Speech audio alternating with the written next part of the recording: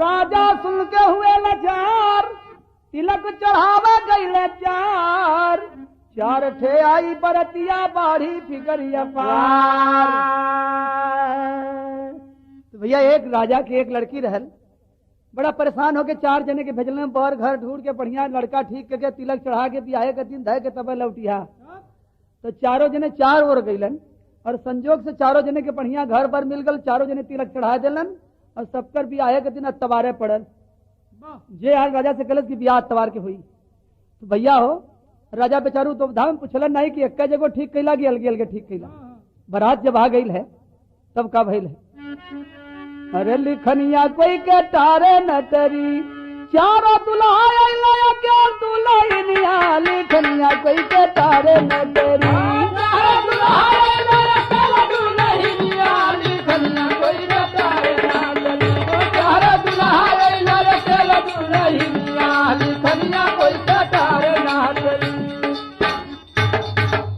रुखसत हो के चारों पहुंचे अनुपम करके साज सिंगार, रूख बदल गई महाराज की भूल से होना पड़ा लाचार, रे गमगीन हुए पुरवासी देखत चकित हुए नरनार, रे घर घर से सखी सहेली आई भूप के भवन मझार। सांझ के टाइम कोनो बारात पूरब से, कोनो पश्चिम से, कोनो उत्तर से, कोनो दक्षिण से चारी ओर से जब गांव में बारात आयल है तो गांव निवासी घबरा गेलन कि इक्के दुल्हे ने चार ठे दुल्हा कहा थुन भाई, एक ठे तरज बा मुड़वा पापा दरिया बना ले, कांधे पाकू दरिया धैले, आगे आगे पहला चले, पीछे से किसनवा खेतवा जाला रे किसनवा चला जाला रे किसनवा खेतवा जाला रे किसनवा, अरे किसनवा किसनवा किसनवा किसनवा खेतवा जाला रे किसनवा खेतवा जाला रे किसनवा। भैया यह तर्ज डोलिया कारवा ले, माथे पास रवा बनले, हाँ चारों रे दुल्हा माइले, राजा के भवन लटके डोलिया में फूलनवा, लटके डोलिया में फूलनवा, लटके डोलिया में फूलनवा, लटके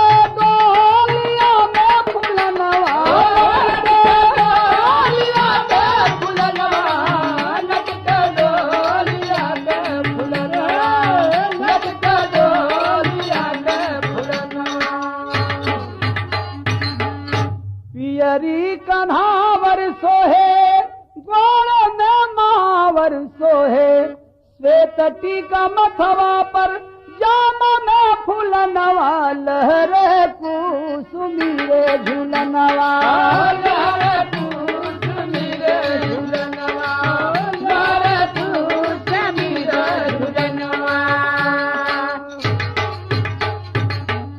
चारों रे बरतिया देखया बरतिया पूजा है तो दरवाजे पर बाजला बजनवा, टक टक डाजली मयनवा, डाजली जननवा, डाजली जननवा, अरे मयनवा मयनवा मयनवा मयनवा, भले भले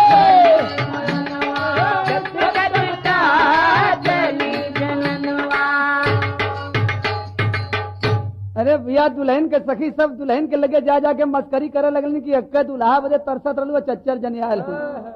तो दुल्हनिया जब सुनले से बड़ी अफसोस में पड़ गई कि जाएगी भवनमा क्या करे, चार ठे सजनवा जे करे, खाई के चारमा मर गई सजवा मयनवा, मचले आंगने में तुमनवा, मचले आंगने में रुदनवा,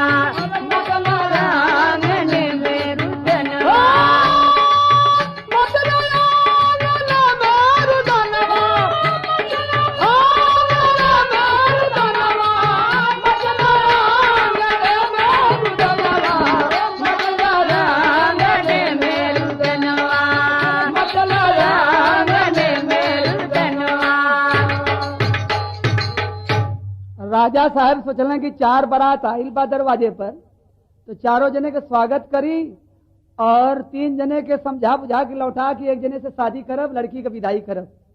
लेकिन पंचायत भर होता है तबले हर दुल्हनिया के पता लगल जहर खा के मर गई। नौनिया गई दुल्हन के लगे देखत बा कि दुल्हनिया मर गई बा।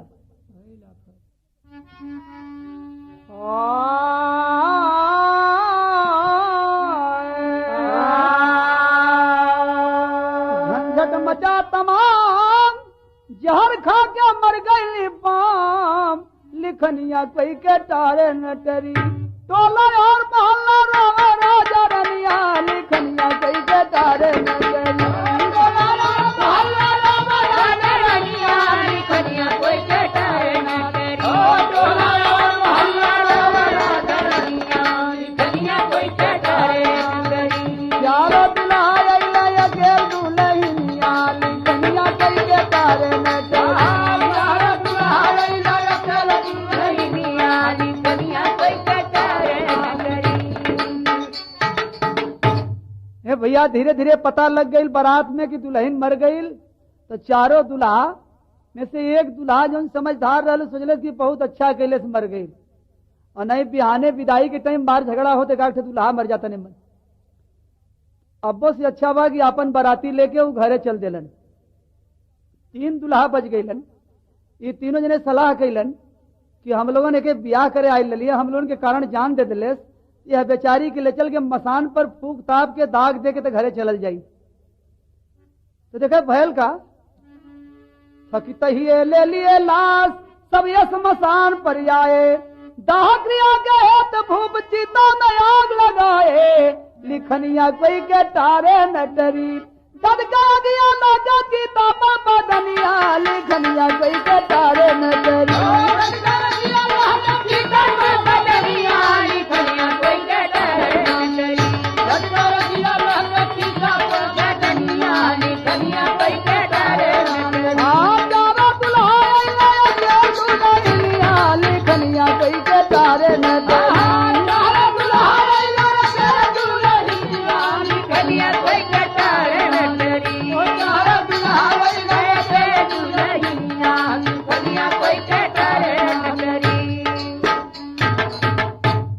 एक दुल्हा तो घरे लौट गल, 3 दुल्हा दुल्हन के लेके फूके गईलन।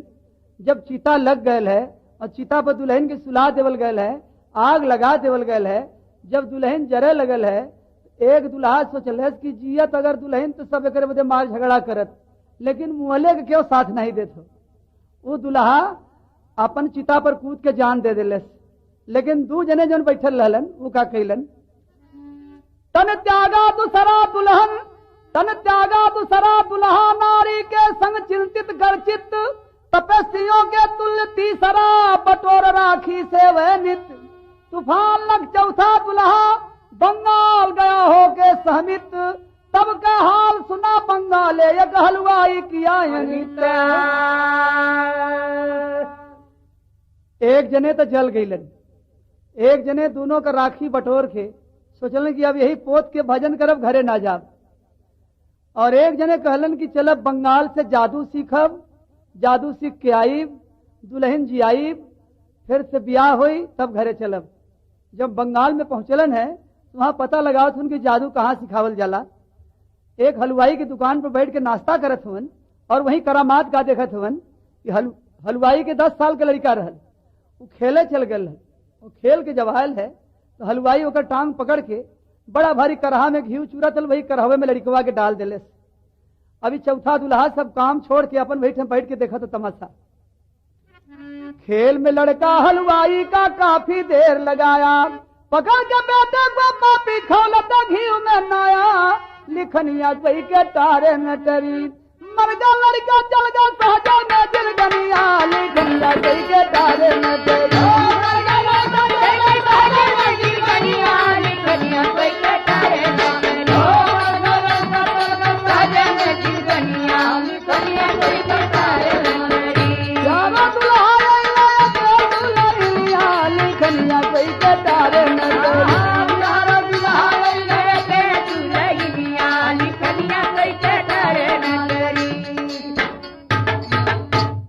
अब चारों दुल्हा में देखें ये जौन चौथा दुल्हा बंगाल गयल बा, हलवाई के दुकान पर करामात देखले कि अपने लड़का के करहा में पका रहल हो, लेकिन पका के मिठाई बनाई कि का करी एकर देख के तमाशा तब चलब।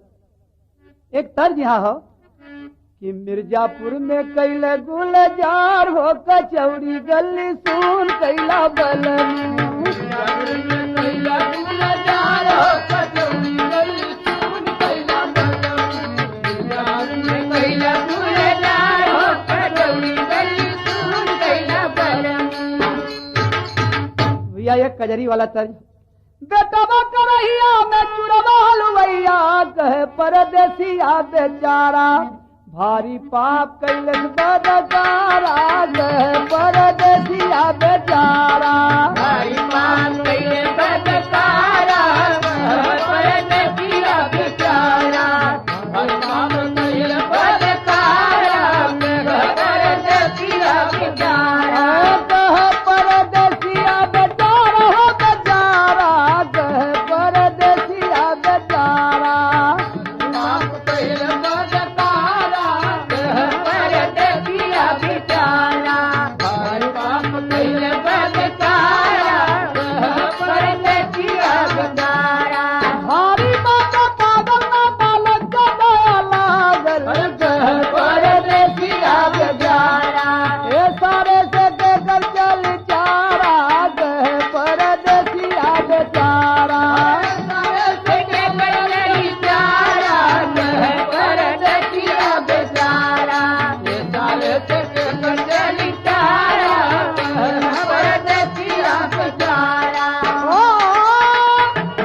मौका जब पाया खाक जादू को उठाया कहे परदेसिया बेचारा, भट्टी पर से बालक को उतारा कहे परदेसिया बेचारा, भट्टी पर से बालक को उतारा कहे परदेसिया बेचारा, भट्टी पर से बालक को उतारा कहे परदेसिया बेचारा।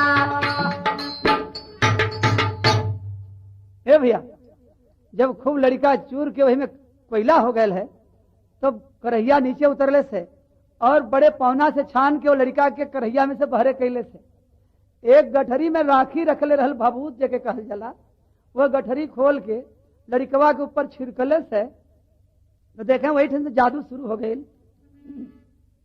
तो भइल है का लड़का उठ के बैठ गए, किया कर तू पोता जादू का भभूत कहे परदेसिया बेचारा, जिंदा होके बैठल तब कुमारा कहे परदेसिया बेचारा, जिंदा होके बैठल तब कुमारा कहे परदेसिया बेचारा, जिंदा होके बैठल तब कुमारा कहे परदेसिया बेचारा,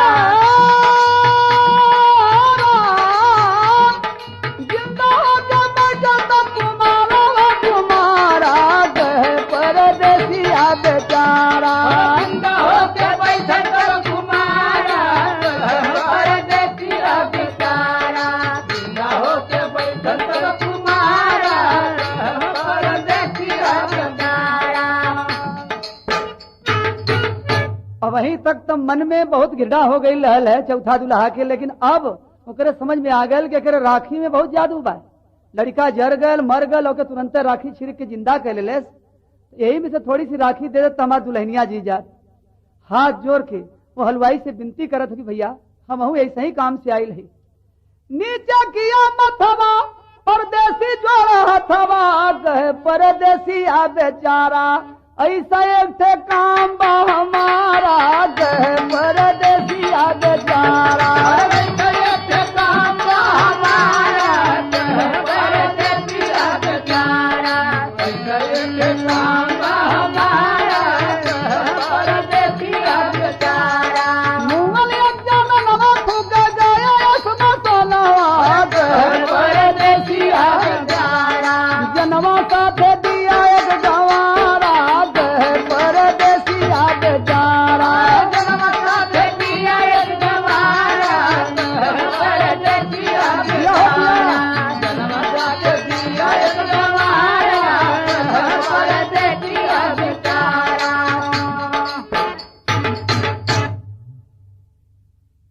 भैया ऐसे एक थे हम लोग भी 4 दुल्हा मिलके एक दुल्हन से शादी करेली। दुल्हन के पता लगल तो जहर खा के मर गई, और वही दुल्हनिया के वियोग में एक हमारे साढ़ुओ जर के मर गए। तो थोड़ी सी भभूत दे देता तो दुल्हन जी जात, भले साढ़ू जियत चाहे न जियत, लेकिन दुल्हन हमारे जी जात। तब हम घरे जा प्रतिज्ञा करके आई। तो हलवाई के दया आ गई, थोड़ी सी राखी दिले समझ से, और कहले कि ले जा, जहां दोनों दुल्हा दुल्हन के राखी हो वही राखी पर छिड़क देवा तो दुल्हन जिंदा हो जाई। जतन बता के खाक दिया परदेसी के हलवाई, लेकर राखी पहुंच गई जब फूकल गई लुगाई।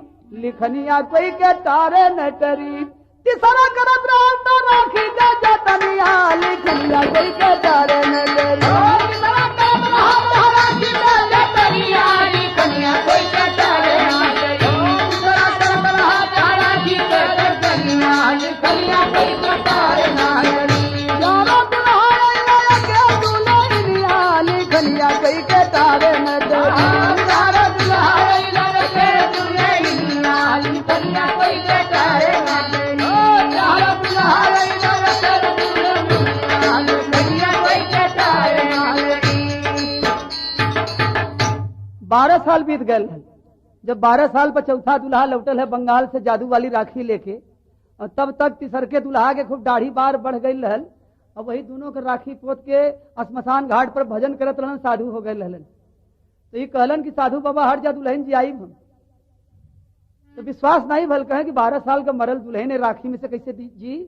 कहना तो हमार कमाल देखा कि हम बंगाल से जादू सीख के अली है। तो बेचारू हट गईलन और राखी दोनों को फैला के और ऊपर से बंगाल वाली राखी छिड़कलन। तो भय लगा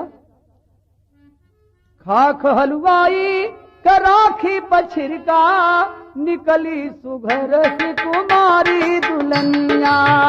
हलवाई का राखी पर छिड़का, निकली सुघर से कुमारी दुल्हनिया। खाक हलवाई का राखी पर छिड़का, निकली सुघर से कुमारी दुल्हनिया। ऐसी कुमारी दुल्हनिया से कुमारी दुल्हनिया से कुमारी दुल्हनिया। खाक हलवाई का राखी पर छिड़का, सुघर से कुमारी दुल्हनिया। खाक हलवाई का राखी पर छिड़का, निकली सुघर से कुमारी दुल्हनिया। वाह वाह, देखे जादू में करामात। और राखी में से दुल्हन पहले जिंदा भइल, और दुल्हन के बाद दुल्हा जौन जरल हल वो जिंदा हो गए। तो दुल्हवा सोचले कि हम लोग जिंदा हो गई, जकरे बदे हम प्राण देले रही है, वो हमारे प्राण प्यारी जी गई, ओकर कलाई पकड़ दिले, कहले कि अब हमार तुहार शादी हुई। हुआ पर जिंदा दिया जो साथे जन्मा, बोला हमारी बनोगी जननवा। तो तीसरा कहा हम न राखी अगोरा, इसलिए होगी हमारी दुल्हनिया। इसलिए होगी हमारी दुल्हनिया, इसलिए होगी हमारी दुल्हनिया। अरे हमारी दुल्हनिया, हमारी दुल्हनिया, इसलिए होगी हमारी दुल्हनिया। इसलिए होगी हमारी दुल्हनिया। हमारी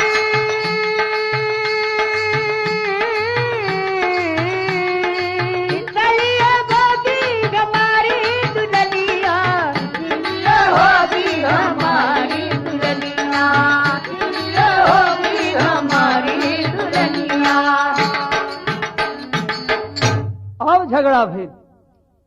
वो कहे कि भैया 3 जने हम लोग रहली, दुल्हन के संगे जरे बदे क्यों नहीं तैयार भल, हम तो कूद के करे बदे अपन प्राण भी दे देली। अब हम ब्याह करब, लेकिन दूसरका साढ़ू जौन बाबा जी बन गए हलन, उन्हों के ताव आ गई। भैया इतना दिन हम राखी अगोरली, या तो आंधी में उड़ गई होत, या तो बाढ़ में बह गई होत, राखी के हम अगोरली, तब हमार दुल्हन भइल, हम ब्याह करब।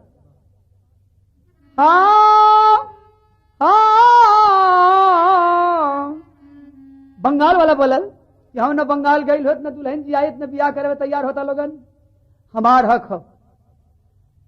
किसी मंत्र से इसको आगे जिलाया, चौथा का जिल्लत हमने उठाया। किसी मंत्र से इसको आगे जिलाया, हाँ झंझट की आशा मिलेगी बनेगी मेरी प्राण प्यारी दुल्हनिया, बनेगी मेरी प्राण प्यारी दुल्हनिया, बनेगी मेरी प्राण प्यारी दुल्हनिया, प्यारी दुल्हनिया, प्यारी दुल्हनिया, बनेगी मेरी प्राण प्यारी दुल्हनिया, बनेगी मेरी प्राण प्यारी दुल्हनिया, बनेगी मेरी प्राण प्यारी दुल्हनिया। अब एक दुल्हन तीन दुल्हा तीनों झगड़ा करत हो आपस में। एक थे जौन साधु हो गए ललन, वो कहलन कि भैया देखा झगड़ा के लिए काम न चली, एक दुल्हन हो एक बांट चोट के तीनों जने रखल जाए। कहे से कि हम लोग तीनों जने परेशान है।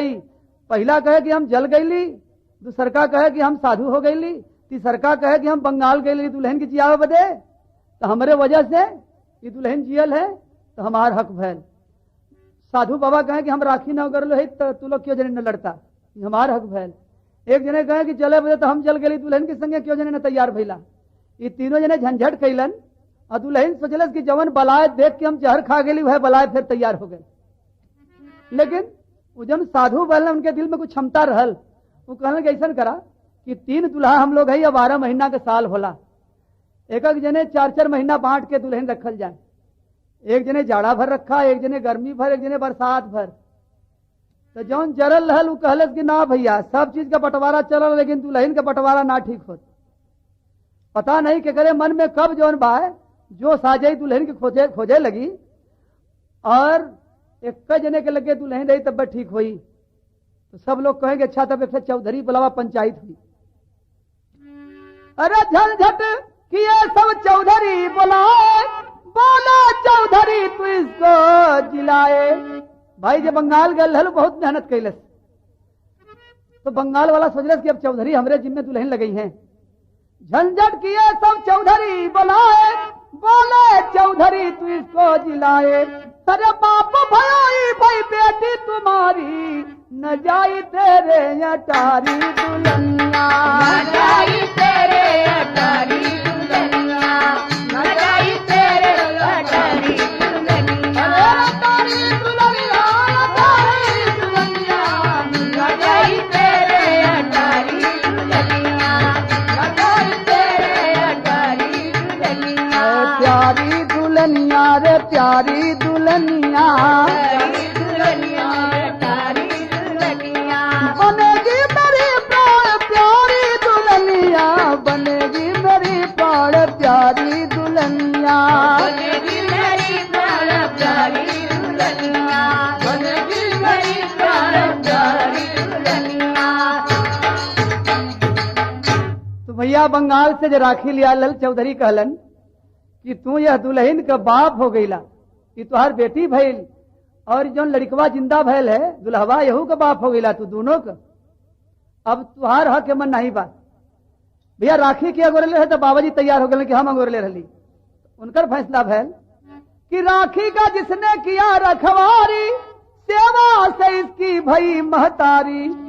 अरे बाप भा हाँ भाई भा जो भया साथे जिंदा, उसे भैया कह के पुकारी दुल्हनिया, उसे भैया कह के पुकारी दुल्हनिया, उसे भैया कह के पुकारी दुल्हनिया, पुकारी दुल्हनिया, पुकारी दुल्हनिया, उसे भैया कह के पुकारी दुल्हनिया, उसे भैया कह के पुकारी दुल्हनिया, उसे भैया कह के पुकारी दुल्हनिया।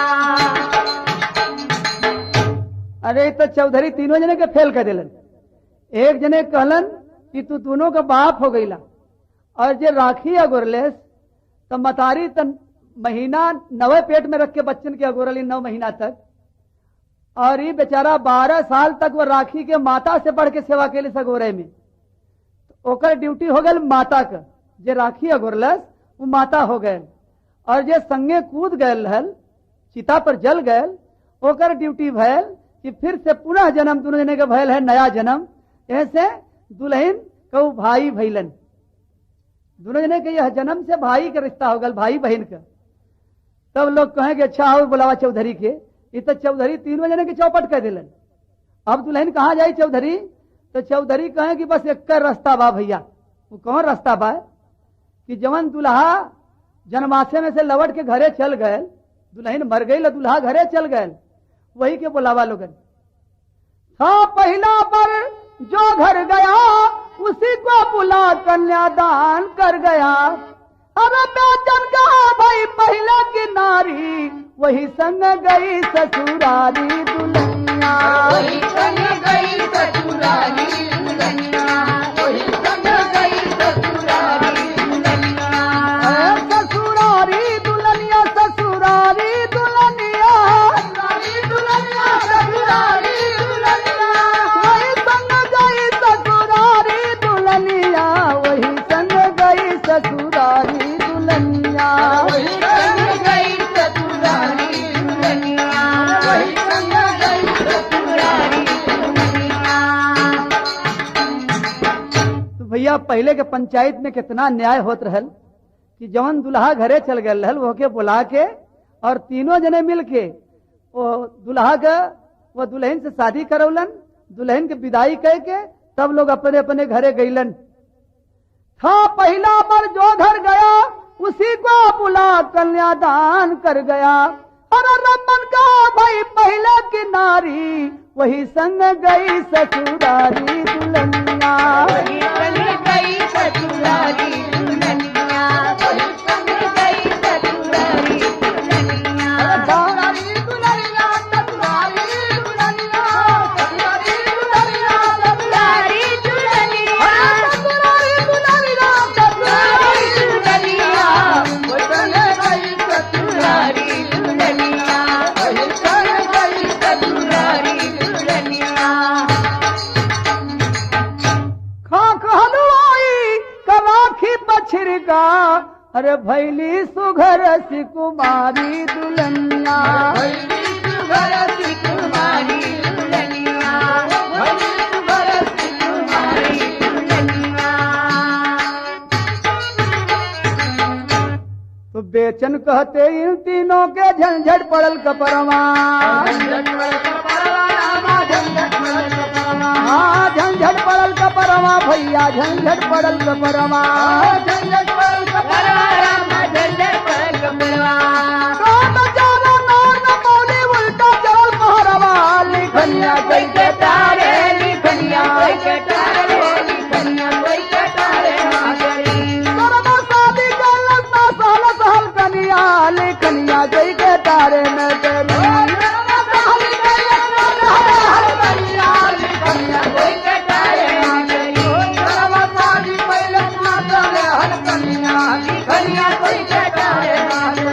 चार ठे आई बरतिया बाढ़ी फिकरिया पार,